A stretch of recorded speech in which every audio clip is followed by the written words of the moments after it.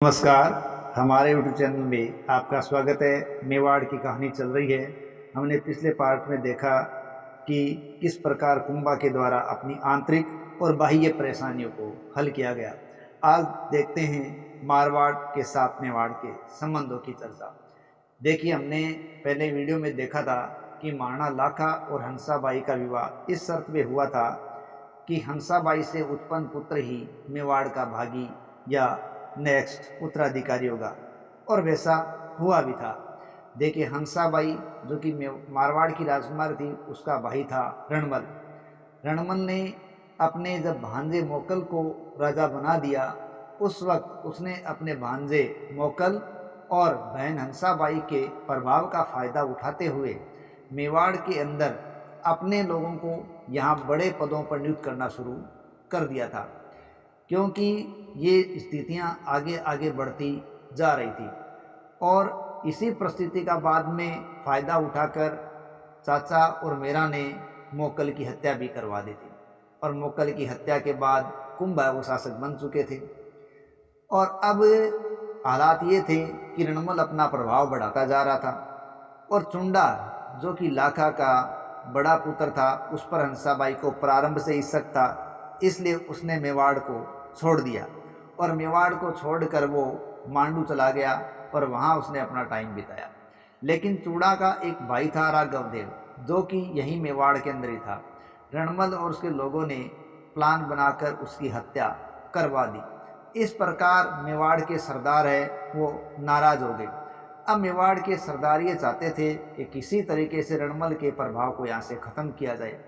उन्होंने मोकल के पुत्र कुंभा से रणनीतिक साझेदारियां बढ़ाई और मेवाड़ को पुनः पटरी पर लाने के लिए प्रयास किया। रणमल के प्रभाव को कम करने के लिए उन्होंने संपूर्ण प्रयास लगा दिए, और रणमल की दासी या प्रेसी भारमली के माध्यम से ही उन्होंने रणमल की हत्या करवा दी। जिस समय रणमल की हत्या मेवाड़ के अंदर हुई थी, उसी समय रणमल का बेटा जोधा वहीं था। तो कुंभा ने उसे भी मारने का प्रयास किया, लेकिन जोधा वहाँ से भागने में कामयाब हो गया। और कुंभा ये बात अच्छी तरह से जानते थे कि यदि जोधा मंडोर पहुँच गए तो मेवाड़ के लिए बड़ा ही हानिकारक साबित हो सकता है। अतः कुंभा ने जोधा का पीछा जारी रखा और उसे मंडोर से दूर रखने का हर संभव प्रयास किया था। रणमल को मारने की वजह से इस घटना ने तूल पकड़ लिया था, और इस प्रकार जोधा है वो मंडोर पर सफल भी नहीं हो रहा था। लेकिन अंत में 1453 ईस्वी के बीच में जोधा और कुंभा के बीच एक सलाह हो गई, और जोधा ने अपनी पुत्री श्रृंगार देवी का विवाह कुंभा के पुत्र राईमल से कर दिया। इस प्रकार मेवाड़ और मारवाड़ के अंदर पुनः मित्रता स्थापित हो गई, और ये मेवाड़ और मारवाड़ की संधि इतिहास में आंवल बांवल की संधि के नाम से चर्चित हुई है। इस प्रकार मेवाड़ और मारवाड़ दोनों का सहयोग वापस हो गया था।